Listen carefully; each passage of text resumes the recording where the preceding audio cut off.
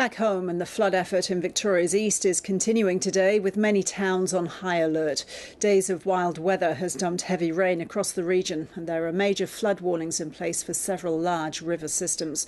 Reporter James Bennett is in Bairnsdale in East Gippsland, and he joins me now on the line. So, James, what's the situation there? Well, here in Bairnsdale, Ros, the flooding is continuing to rise.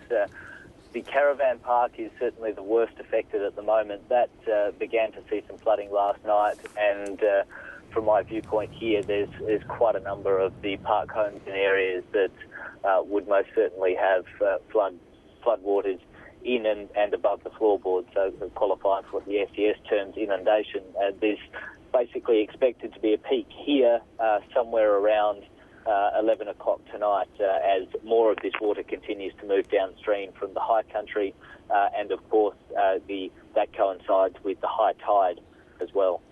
Where else are the areas of concern? Well, particularly here down on the lakes, Lakes Entrance is obviously another one of those areas that's expected to wear it later on tonight around 10 or 11 o'clock when the high tide again hits. So I know the ADF personnel, probably around 90 or in total, are going to spend the day sandbagging some of the lower lying areas of Lakes Entrance. Overnight, further upstream on the McAllister River, it was the township of Tanamba that was the hardest hit.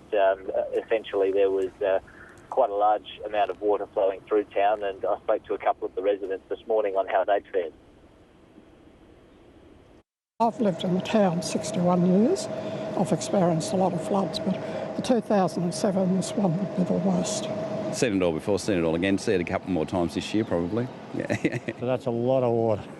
Yeah, no, she just came up like filling the bath up, came up very quickly. Yeah. So, James, what other problems has the flooding caused?